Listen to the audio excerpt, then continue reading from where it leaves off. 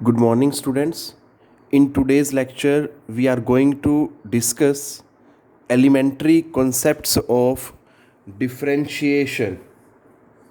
हमने सुना बहुत होता है डिफरेंशिएशन.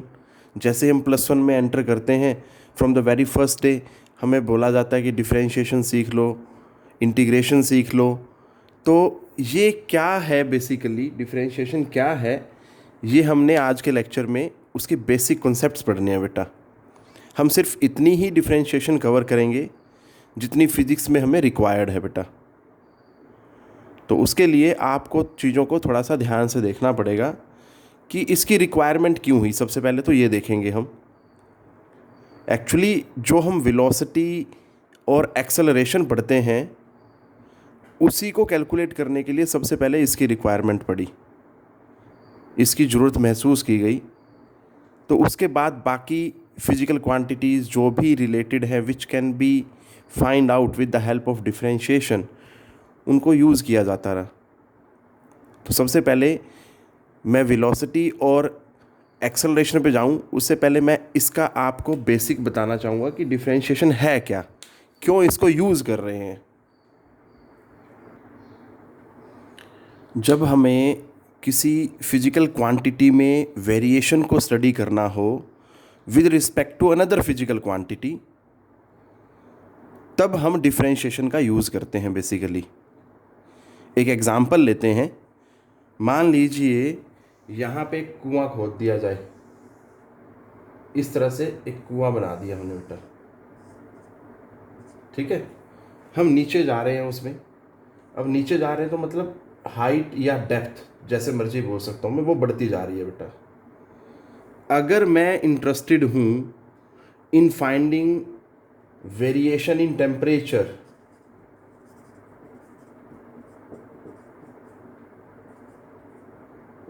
विद डेप्थ, तो मैं इसी चीज़ को कैसे स्टडी करूँगा, ये चीज़ ध्यान देनी है. तो उसको कैसे लिखेंगे, वेरिएशन इन टेम्परेचर. तो that is written like this, variation in temperature with depth. तो ये क्या हुआ, टेम्परेचर में वेरिएशन स्टडी कर रहा हूँ मैं विद डेप्थ. अब इसका मतलब ये होगा कि हर एक इंच पे, हर एक सेंटीमीटर पे मैं टेम्परेचर को मेज़र करूँगा. मैं स्टडी करना चाह रहा हूँ variation in temperature with depth. Depth मतलब हर एक इंच, हर एक सेंटीमीटर, मतलब for a very small slot of depth. जब भी कभी ऐसा हो देन वी यूज़ डिफरेंशिएशन. इसी को ही बेसिकली क्या बोला जाता है, डिफरेंशिएशन बोला जाता है. कि जब आप किसी एक फिजिकल क्वांटिटी में वेरिएशन को स्टडी करना चाह रहे हैं with respect to another physical quantity. इसी चीज़ को मैं एक और एग्जांपल लेके समझता हूँ. जैसे कि मैंने आपको एक लेक्चर में बताया था कि जो पोजीशन है that is function of time. उसको देखते हैं कैसे समझा जा सकता है, कैसे बताया जा सकता है. तो जैसा कि मैंने आपको बताया, पोजीशन जो है that is function of time. ये लास्ट लेक्चर में बताया गया था आपको. तो मान लीजिए मैंने ये इसको बोल लिया दैट इज़ दिस 3t+4. तो तब मैंने आपको सिखाया था कि अगर किसी इंस्टेंट पे पोजीशन निकालनी हो तो how I can find out that. ठीक है, मान लीजिए एट t = 3 सेकेंड मुझे उसकी पोजीशन निकालनी है. तो क्या होगा, t की जगह 3 रखेंगे, 3 3 9 + 4 13. तो x जो आएगा 13 मीटर आ जाएगा. ये तो उसकी पोजीशन हुई. बट अगर मुझे कोई बोला जाए कि भाई पोजीशन टाइम के साथ साथ कैसे चेंज हो रही है, बॉडी जो है दैट इज़ इन मोशन, तो मुझे देखना है वेरिएशन इन पोजीशन, मतलब dx किसके रिस्पेक्ट में, विद रिस्पेक्ट टू टाइम. ये अनदर एक मैंने आपको एग्जांपल दिया. अब मैं यहाँ पे क्या चाह रहा हूँ कि हर एक इंस्टेंट पे, हर एक फ्रैक्शन ऑफ सेकंड पे मुझे बॉडी की पोजीशन देखनी है.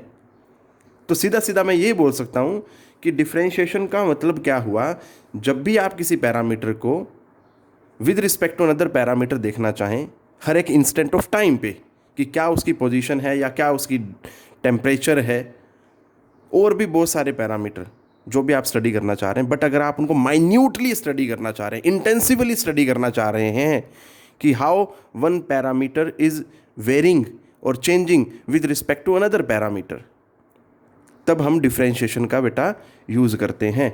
ये मैंने आपको फाइनल रिजल्ट बताया है, ठीक है, कि हम डिफरेंशिएशन को इस फॉर्म में पढ़ते हैं। बट अगर मैं इससे पहले की स्टेज की बात करूं तो वो कैसे समझा जा सकता है, इसको समझने के लिए मैं एक आपको इसी को ही एक एग्जांपल की फॉर्म में बताता हूं। पर अगर आप वो ना समझ पाएँ तब भी आपको फाइनल ये चीज़ ज़रूर याद रखनी है कि this is the final form of differentiation जिसको हम सोल्व करते हैं, जिसको हम सोल्व करना सीखते हैं। इस चीज़ पे ध्यान देना बेटा आपने। एक्चुअली ये होता क्या है, वो कहता है कि change in position delta X है और चेंज इन टाइम, मतलब हम इंटरेस्टेड हैं in studying change in position with respect to change in time. But अगर मैं इस पर लिमिट लगा दूं, इसको मतलब बाउंड कर दूं कि जो चेंज इन टाइम है that must be approaching towards zero, that must be approaching towards zero, मतलब जो चेंज इन टाइम है लगभग लगभग वो क्या होना चाहिए, ज़ीरो होना चाहिए। एग्जैक्टली ज़ीरो नहीं होना चाहिए, ये बात याद रखना। अप्रोचिंग का मतलब यही है कि दैट इज़ मूविंग और tending towards zero but the value is not exactly zero बेटा। तो जब ऐसी कंडीशन हो जाए, अब ऐसा क्यों लिखा, क्योंकि मैंने अभी आपको थोड़ी देर पहले बताया था कि हर एक इंस्टेंट पे स्टडी करना चाह रहे हैं हम, माइन्यूटली उसको माइक्रोस्कोपिक लेवल पे स्टडी करना चाह रहे हैं, इंटेंसिव स्टडी करना चाह रहे हैं, तो हम ये कंडीशन लगाते हैं बेटा। तो जब ये कंडीशन लग जाती है तो फाइनली ये सब लगने के बाद ये क्या हो जाता है, this turns to be this. तो इसको हम कैसे बोलते हैं, this is termed as differentiation of x with respect to t, differentiation of x with respect to t। Clear, कैसे बोलेंगे, मैं दोबारा फिर बोल देता हूँ, that is differentiation of x with respect to t या विद रिस्पेक्ट टू टाइम। तो इस तरह से हमने डिफरेंशिएशन को लिखना होता है। अभी मैंने आपको पहले एग्जांपल बताया था, that was differentiation of time with respect to height या विद रिस्पेक्ट टू डेप्थ। इसी तरह से मैं कुछ और भी स्टडी कर सकता हूँ, मान लीजिए differentiation of y with respect to x, ठीक है। बट बेटा इनसे पहले लिमिट वाला ये सिचुएशन होती है, और जब लिमिट लगा देते हैं हम तब जाके फाइनली हमें ये मिलते हैं बेटा रिजल्ट्स। हमने ये चीज़ सीखनी है, ठीक है। तो मैं स्टार्ट कर रहा हूँ with different formulas which we use in differentiation बेटा। So moving towards first formula. तो सबसे पहले फार्मूला में हमने देखना है कि हमें कोई c कांस्टेंट दिया गया है। c क्या है, कांस्टेंट, और बोला गया कि भाई c को डिफरेंशिएट करो। मैं इसको ऐसे भी बोल सकता हूँ, differentiate c with respect to x। Question मैंने ऐसे बोल दिया, differentiate c with respect to x। c को मैंने मान लिया y, तो एक तरह से c को डिफरेंशिएट करना है, मतलब मुझे y को डिफरेंशिएट करना है बेटा। तो कैसे लिखा जाएगा, differentiation of y with respect to x, ठीक है। तो याद रखना है फॉर्मूला नंबर 1, वो कहता है कि अगर अकेला कांस्टेंट हो, साथ में इसके कुछ नहीं हो, तो उस कांस्टेंट की डिफरेंशिएशन जो होगी that is always come out to be zero. दोबारा रिपीट कर देता हूँ, अगर अकेला कांस्टेंट हो, साथ में कोई कांस्टेंट ना हो, वेरिएबल ना हो, सॉरी, साथ में इसके कोई कुछ और वेरिएबल नहीं लगाओ, अकेला कांस्टेंट है और उसको डिफरेंशिएट करना हो, तो क्या होगा, ज़ीरो डिफरेंशिएशन आएगी बेटा। अब इसी पे हम एक एग्जांपल ले लेते हैं। अगर मैं एग्जांपल के तौर पे बात करूँ तो मैं बोलता हूँ differentiate 3 with respect to x। तो बेटा हमने मान लिया सबसे पहले y इज इक्वल टू 3। अब y 3 माना, y को क्या करना है, मुझे डिफरेंशिएट करना है, differentiation of y with respect to x। Clear, x कोई वेरिएबल ले लिया हमने, जैसे इसको y माना तो x के कोई वेरिएबल ले लिया, तो x के रिस्पेक्ट में देखना है।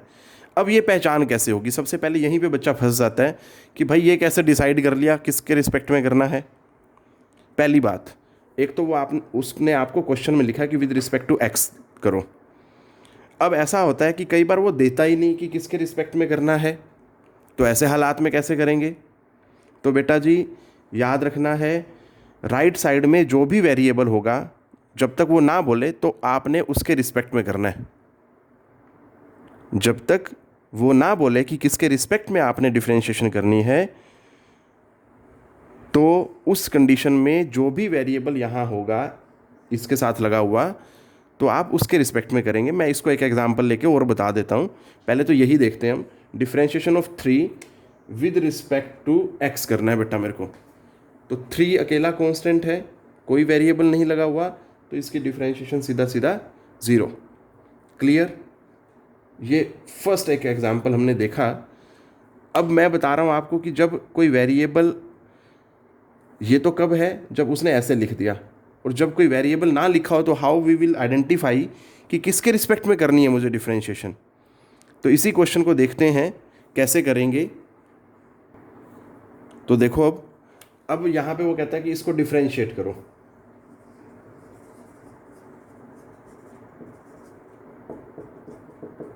ये लिख दिया और वो कहता है इसको डिफरेंशिएट करो। ठीक है जी, तो इसको कैसे करेंगे डिफरेंशिएट? अब उसने ये नहीं बोला किसके रिस्पेक्ट में करना है, तो ये अंडरस्टूड होगा हमारे लिए कि भाई ये जेड लिखा हुआ है तो जेड के रिस्पेक्ट में करना है मुझे इसको डिफरेंशिएट। ठीक है बेटा, तो ये चीज़ ध्यान देनी है। क्लियर? अब ऐसे ही जो मेरा पिछला क्वेश्चन था that was y is equal to 3। अब 3 था, और अगर मैं उसको बोलूँ कि भाई विद रिस्पेक्ट टू जेड करो, तो मैं उसको क्या लिख लूँगा, जेड की पावर 0, क्योंकि किसी भी पावर 0 होगी तो वो क्या होगा, 1 होगा, ताकि मेरे लिए समझना इसको क्या हो जाए, आसान हो जाए। तो dy by d z is equal to क्या हो जाएगा बेटा, 0। क्यों? क्योंकि ये तो क्या है, अपने आप में क्या है, 1 है। इसी तरह से अगर यहाँ पे मैं इस क्वेश्चन में y is equal to 4 z की पावर 0 ले लूँ, जैसे यहाँ 4 जेड लिखा मैंने, यहाँ 4 जेड की पावर 0 ले लूँ और मुझे इसको डिफरेंशिएट करना पड़े, तो क्या होगा, 0 होगा बेटा। तो मैंने यह कब बताया आपको, अभी एक ही फॉर्मूला पढ़ा हमने कि बेटा जब अकेला कांस्टेंट हो तो उसकी डिफरेंशिएशन क्या होगी, 0 होगी। ये बातें आपको मैंने किस लिए बताई कि जब कोई वेरिएबल लगा हो और वो ना बोले कि किसके रिस्पेक्ट में करना है, तो उस कंडीशन में आपको अपने आप से ही देखना है कि वो किस वेरिएबल की फॉर्म में आपने उसको लिखना है। ठीक है, अगर तो वेरिएबल दिया हो, जैसे ये जेड दे रखा है तो जेड के रिस्पेक्ट में करेंगे। ठीक है, अदरवाइज़ किसी के भी रिस्पेक्ट में आप कर सकते हैं ये मान के। ठीक है जी, जेड की पावर 0 लिख लो, यहाँ भी जेड की पावर 0 लिख लो, you can solve like this. तो now moving to another formula. देखो बेटा क्या कहता है उसमें। बेटा एक चीज़ बता दूँ, इसको लेके कंफ्यूज मत होना, ये अभी मैं कराता हूँ आपको। अभी तो ये 0 अगर ले लेंगे पावर तो उसको ऐसे सोल्व किया बेटा। अगर पावर यहाँ 1 होगी, सिंपली 4 जेड होगा, तो कैसे सोल्व करेंगे देखते हैं बेटा। Now moving to another formula. पहले हम फार्मूला पढ़ेंगे फिर इस पे आएंगे बेटा। अब देखो नेक्स्ट हम क्वेश्चन लिख रहे हैं y is equal to 4x। चाहे डायरेक्ट आप एग्जाम्पल से समझ लो, या आप चाहे किसी कांस्टेंट से समझना चाहते हैं तो किसी कांस्टेंट से भी समझ सकते हैं। मान लीजिए ये कोई कांस्टेंट लगा दिया साथ में और ये x क्या है, वेरिएबल है। अब वो कहता है इसको डिफरेंशिएट करो। उसने बोला कि भाई डिफरेंशिएट इट। अब डिफरेंशिएट इट मीन्स अंडरस्टूड है मुझे x के रिस्पेक्ट में करना है। तो बेटा जी याद रखना क्या करना है हमें इसको। देखो जब भी कभी ऐसा हो और आपको उसको डिफरेंशिएट करना हो तो सीधा सीधा ये जो कांस्टेंट होगा ये एज इट इज़ यहाँ लग जाएगा बेटा c। ठीक है, मतलब जब भी कभी इस तरह का कोई क्वेश्चन आए आपके पास y is equal to c into x और उसको आपने डिफरेंशिएट करना है, तो पहली चीज़ उसने नहीं बोला किसके रिस्पेक्ट में करना है, तो आप अंडरस्टूड है कि जो भी वेरिएबल होगा उसके रिस्पेक्ट में करनी है। ठीक है जी, और जब ऐसा फॉर्मेट होगा क्वेश्चन का तो आपने क्या करना है, जो कांस्टेंट लगा है वही डिफरेंशिएशन होने के बाद आंसर आएगा बेटा। अगर ये ऐसे नहीं समझ सके तो इसकी जगह हम दूसरा फार्मूला ले सकते हैं। पहले वो फार्मूला देख लो, उस फार्मूला के बाद हम इसको सीखेंगे how we can solve this. तो मैं जा रहा हूँ फार्मूला पे बेटा। Formula number 2, y is equal to x raise to power n। अगर कोई क्वेश्चन हमारे पास इस तरह का हो तो उसको डिफ्रेंशिएट कैसे करेंगे? देखो बेटा, y is the function of x, तो सबसे पहले तो differentiation of y with respect to x बेझिझक होके लिखें, अगर उसने यहाँ कुछ नहीं लिखा तो। ठीक है बेटा, तो अब करना क्या होता है, ये पावर उठा के आपको लेके आनी है आगे, इससे उठा के आगे ले आओ, और एक पावर क्या कर देनी है, कम कर देनी है बेटा। ये है मेरा फॉर्मूला नंबर 2। ठीक है, अब मैंने आपके सामने एग्जाम्पल लिया था y is equal to c x. ठीक है, उसको देखते हैं कैसे सोल्व करेंगे। जो एग्जाम्पल लिया था मैंने आपको सीधा सीधा बता दिया था कि उसका आंसर सी आएगा। तो अब उसको देखते हैं कि कैसे हमने सोल्व करना है। सेम उसी फॉर्मेट में, ये x की पावर क्या 1 है, तो जब मैं इसको डिफ्रेंशिएट करूँगा तो क्या होगा, पावर उठ के आगे आएगी और एक पावर क्या हो जाएगी, कम। तो x की पावर 0 मतलब 1, 1 इंटू सी इंटू 1 क्या आएगा, c। बस इसी तरह से ही आप एक और एग्जांपल ले सकते हो। मान लीजिए मैं आपको बोलता हूँ कि y is equal to 7x, उसको डिफ्रेंशिएट करो, x की पावर 1 है, तो dy by d x 7 as it is, power उठ के आगे आ गई और एक पावर क्या हो गई, कम हो गई। तो x की पावर 0 1 होता है, 1 इंटू 1 1, 1 इंटू 7 7। ठीक है जी। Taking another example, example number 3, इसी फॉर्म पे y is equal to 7x cube. ठीक है जी, तो कैसे करेंगे इसको, dy बाई डी एक्स, ये 7 तो एज इट इज़, याद रखना कभी आप फॉर्मूला 1 से कंफ्यूज हो जाएं। फॉर्मूला 1 जो था वो बोला गया था कि अकेला कांस्टेंट हो, जबकि यहाँ पे 7 के साथ x क्यूब है। ठीक है, ऐसे यहाँ 7 के साथ x है, यहाँ c के साथ x है। ठीक है, तो कंफ्यूज नहीं होना बेटा। तो इसको उठा के आगे लेके आए और एक पावर कम हो गई, तो दैट इज 21x²। तो ये हो गया y की differentiation with respect to x।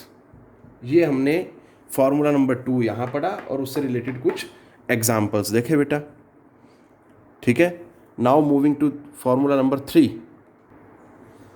अब ये थर्ड फार्मूला है कि आपको कोई दो फंक्शन दे दी गई और दोनों प्लस हो रही हैं, दोनों माइनस भी हो सकती हैं, और बोला जाए कि भाई इसको डिफ्रेंशिएट करो।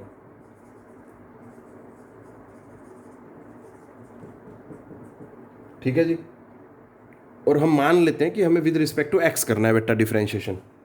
तो क्या होगा, y की differentiation with respect to x, तो ऐसी कंडीशन में क्या करना है, आपको u को अलग से डिफ्रेंशिएट करना है बेटा with respect to x, plus v को अलग से करना है विद रिस्पेक्ट टू x। ये चीज़ ध्यान देनी है बेटा। ठीक है, अब हम बात करते हैं नेक्स्ट फॉर्मूला की, या इस पर एक एग्जाम्पल ले लेते हैं। इस पर एक एग्जाम्पल लेते हैं, वो ज़्यादा इजी रहेगा करना। मान लीजिए हमने एक एग्जाम्पल ले लिया, y is equal to 4x² plus 2x। ठीक है जी, ये एक एग्जाम्पल ले लिया, इसको कैसे डिफ्रेंशिएट करेंगे, अभी अंडरस्टूड है। ये y जो है फंक्शन ऑफ x है, तो बेटा जी dy बाई डी एक्स ही होगा, जब तक वो कुछ ना बोले तो अंडरस्टूड है कि विद रिस्पेक्ट टू x करेंगे आप। तो बेटा जी 4 एज इट इज़, ये x की पावर n वाला फॉर्मूला लगेगा। तो x की पावर n में आपने पढ़ा है, ये तो constant as it is, x की पावर n ये रही, पावर उठ के आगे आई और एक पावर क्या हो गई, कम, प्लस। अब फिर ये 2, ये तो कांस्टेंट एज इट इज़। बार बार बोल रहा हूँ बेटा, अगर अकेला कांस्टेंट हो तब डिफ्रेंशिएशन 0 होती है, बट यहाँ पे 4 के साथ x² आ रहा है और यहाँ पे 2 के साथ x आ रहा है, तो इसलिए 0 नहीं लिख देना कभी। इसमें इन क्वेश्चंस में x की पावर n वाला फॉर्मूला लगेगा, तो यहाँ पावर उठ के आगे आई और एक पावर कम हो गई, तो final solution is 8x plus 2। ये चीज़ हो गई बेटा हमारे पास। ठीक है, now moving to another formula. देखो बेटा इसमें क्या है, फॉर्मूला नंबर 4 है ये, y is equal to a x plus b की पावर n, मुझे इसको डिफ्रेंशिएट करना है। अब यहाँ पे क्वेश्चन देखते ही मुझे क्लियर हो रहा है कि y is the function of x, क्योंकि a और b क्या है, कॉन्स्टेंट्स हैं बेटा। तो कैसे सॉल्व करेंगे? डिफ्रेंशिएशन में याद रखना है आपने सबसे पहले सबसे बाहर से चलना है। जैसे ये ब्रैकेट है, ब्रैकेट के बाहर ये पावर n है, तो आपने सबसे पहले इसको डिफ्रेंशिएट करना है बेटा। ठीक है, कैसे करना है देखते हैं इसी एग्जाम्पल्स, इसके बाद एक एग्जाम्पल लेंगे। तो पहले इसको देखो, वो कहता है differentiation of y with respect to x। तो इस सारे को मन में आपने x मान लेना है, और ये क्या बन गया, x की पावर n। ये x की पावर n हुआ तो पावर उठ के आगे आई और एक पावर कम होगी बेटा। तो बेसिकली देखा जाए तो आपने यहाँ पे ये पावर को डिफ्रेंशिएट किया बेटा। ठीक है जी।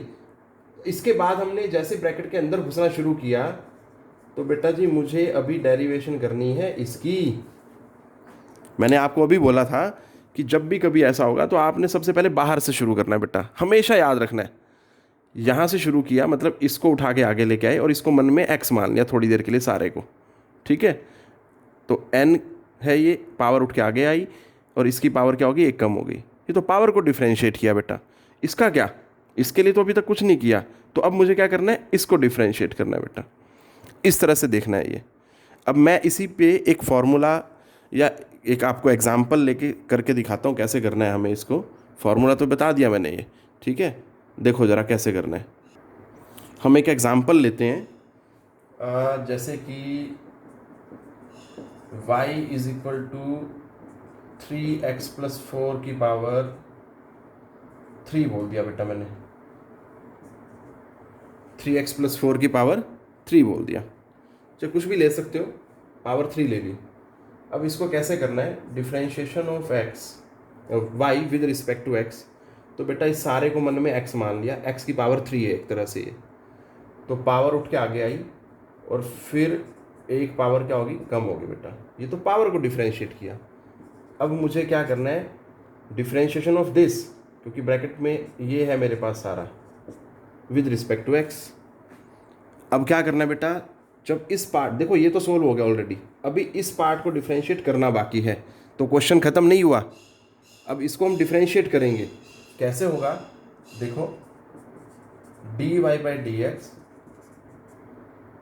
Is equal to 3 into 3x plus 4 की पावर 2। अब इसको जब डिफ्रेंशिएट करेंगे तो बेटा अंदर घुसे हम ब्रैकेट में, और जैसे घुसे सबसे पहले दिखा मुझे 3x। तो मैंने सीखा हुआ है कि भाई 3x की डिफ्रेंशिएशन क्या होगी, मैंने आपको एग्जांपल लेके बताया था 7x वाला। तो 7x को जब डिफ्रेंशिएट करते थे तो 7 आएगा। ठीक है, पावर ये 1 है, वही x की पावर n वाला फॉर्मूला लगाएंगे तो आंसर क्या आएगा, 7। तो बिल्कुल ऐसे ही जब 3x को डिफ्रेंशिएट किया तो 3x की डिफ्रेंशिएशन करेंगे तो दैट इज़ 3। फिर आगे चले हम, 3x से आगे चले प्लस, अब 4। अब ये अकेला कांस्टेंट है और कांस्टेंट की डिफ्रेंशिएशन क्या होती है बेटा, 0। तो फाइनल सॉल्यूशन क्या हुआ, 3 into 3 that is 9 into 3x plus 4 की power 2। So this is your final solution बेटा। अब मुझे लगता है कि आपको ये फॉर्मूला समझ आ गया होगा कि इसको कैसे सॉल्व करना है। अगर मैं यहीं पे छोड़ देता बिना एग्जाम्पल लिए तो शायद आप नहीं समझ पाते, क्योंकि इस पार्ट को कैसे सॉल्व करना है वो आपको इस एग्जाम्पल में सिखाया गया बेटा। ठीक है, तो ये हमेशा याद रखना है आपने। Now moving to next formula बेटा। देखो बेटा जी, फिफ्थ जो फार्मूला है वो क्या है, y is equal to u into v. यहाँ पे u और v दो फंक्शन हैं जो आपस में क्या हो रही हैं बेटा, मल्टीप्लाई हो रही हैं। तो इसको वो कहता है डिफ्रेंशिएट करो। अब बेटा डिफ्रेंशिएट करना है तो हमें याद रखना है कि जब दो फंक्शंस मल्टीप्लाई हो रही हों और हमें डिफ्रेंशिएशन करना हो तो हम एक रूल लगाते हैं, that rule is known as product rule. ठीक है जी, या बस इसको प्रोडक्ट रूल बोले, या 1-2 फंक्शन मान लें इसको। 1-2 कैसे, मतलब किसी को भी, मैं इसको समझाता हूँ कैसे करना है बेटा। आपने इसको मान लिया 1 और इसको मान लिया 2, ठीक है। आपकी इच्छा है ये भी, जिसको मर्जी 1 माने जिसको मर्जी 2 माने, ठीक है। तो मैंने u को मान लिया 1 और v को मान लिया 2, फंक्शन नंबर 2। तो कैसे डिफ्रेंशिएशन करनी है बेटा उसकी, यहाँ मैं रूल लिख रहा हूँ, याद रखना है आपने। ये कर पर कब लगाना है, जब भी दो फंक्शन आपस में क्या हो बेटा, मल्टीप्लाई होंगे, तभी करना है आपने।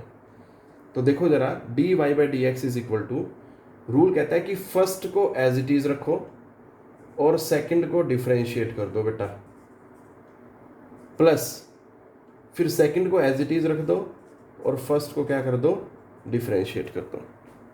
ये बात आपने ध्यान रखनी है। क्या बोल रहा है देखो, दोबारा रिपीट कर देता हूँ। आपने पहले फंक्शन मान ली, इसको 1 मान लिया, इसको 2 मान लिया बेटा, तो first as it is, second की डिफ्रेंशिएशन करके मल्टीप्लाई, ठीक है जी। फिर साथ में क्या लगाना है, प्लस। अब सेकंड वाली फंक्शन को एज इट इज़, फर्स्ट वाली फंक्शन की डिफ्रेंशिएशन।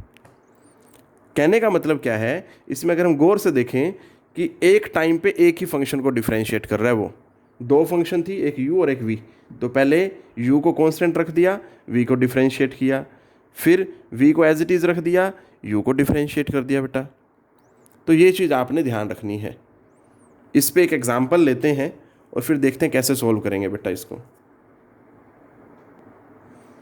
देखो बेटा जी, एक एग्जांपल ले रहे हैं। तो यहाँ पे हम देख पा रहे हैं कि ये दो फंक्शन मल्टीप्लाई हो रही हैं, एक ये और एक ये। तो इसको 1 मान लिया, इसको 2 मान लिया। तो रूल क्या कहता है, d y by d x is equal to first as it is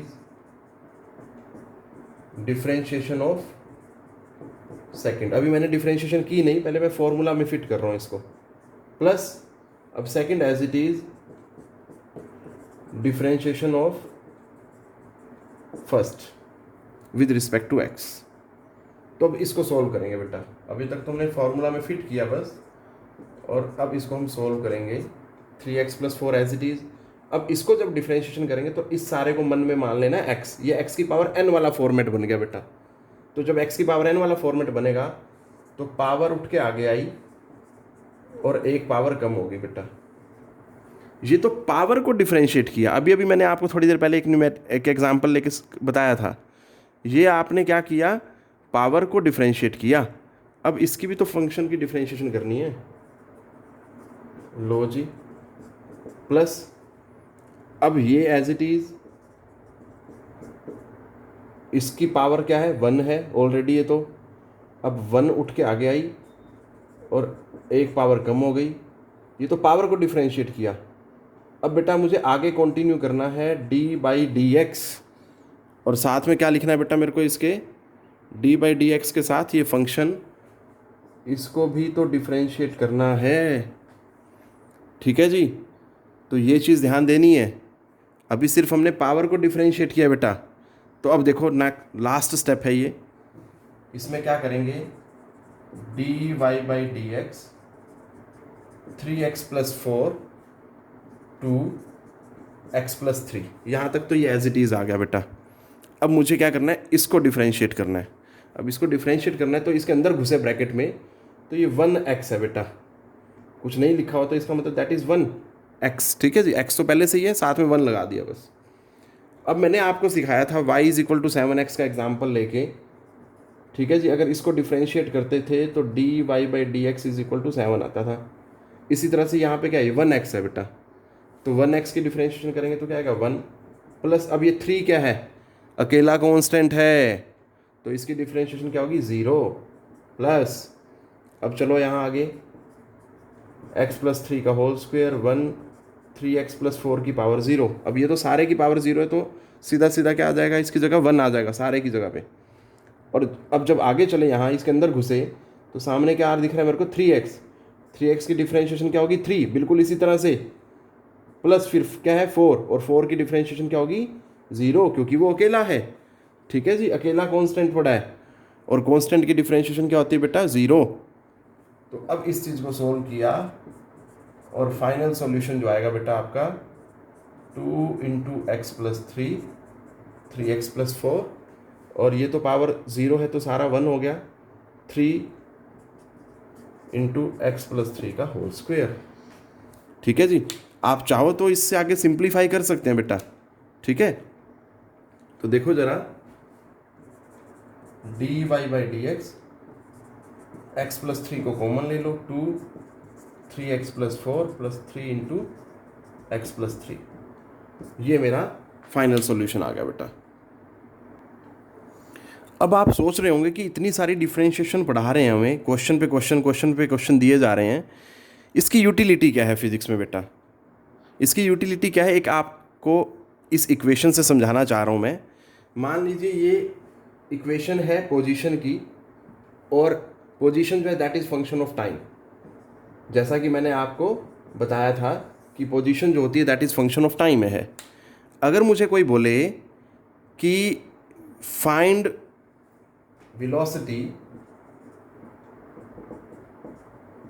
eight t is equal to 2 second, ठीक है जी, और कोई बोले कि find acceleration at t is equal to 3 second, तो बेटा जी मैं डिफ्रेंशिएशन को कैसे यूज़ करता हूँ देखो ज़रा।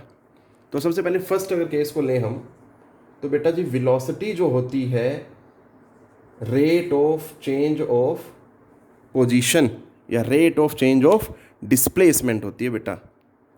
इसका मतलब अगर मुझे वेलोसिटी निकालनी है तो मुझे जो पोजीशन या डिस्प्लेसमेंट की इक्वेशन दी गई है, मुझे उसको क्या करना पड़ेगा, डिफरेंशिएट करना पड़ेगा विद रिस्पेक्ट टू टाइम। तो बेसिकली बेटा अगर मैं ऐसे कैसे लिख दूँ यहाँ पे अभी 3t² माइनस 4t प्लस 2, तो ये मैंने पहले फॉर्मूला में फिट किया, तो वेलोसिटी जो आएगी मेरे पास क्या होगी, इस सारे की डिफरेंशिएशन।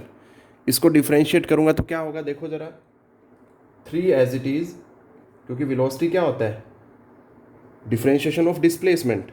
तो बेटा 3 एज इट इज़, ये पावर उठ के आगे आई, एक पावर कम हो गई, माइनस 4t की डिफरेंशिएशन क्या आएगी, -4, और प्लस ये 2 की डिफरेंशिएशन क्या है, अकेला कांस्टेंट है तो क्या हो जाएगी 0। तो सीधा सीधा मैं बोलूँ कि वेलोसिटी जो आई मेरे पास दैट इज़ 6t माइनस 4। ये तो जनरल आया, ठीक है, बट उसने क्या मांगा मुझसे, velocity at t is equal to 2 second. So velocity at t is equal to 2 second क्या होगा, t की जगह पे आपने क्या करना है बेटा, 2 डाल देना है, तो क्या हो जाएगा 6 2 12 minus 4 that is 8 metre per second. In this way we can find out velocity of the object at any instant of time. जब जब बोलेगा, जहाँ कहीं बोलेगा, मैं किसी भी इंस्टेंट पे निकाल सकता हूँ बेटा। इसी एग्जाम्पल को अगर मैं आगे फर्दर कैरी करूँ, तो उसने मुझे बोला है कि भाई एक्सेलरेशन निकालो, ठीक है। अगर एक्सेलरेशन निकालनी है at t is equal to 3 second, तो इसी क्वेश्चन को आगे लेके चल रहा हूँ बेटा। देखो कैसे करेंगे,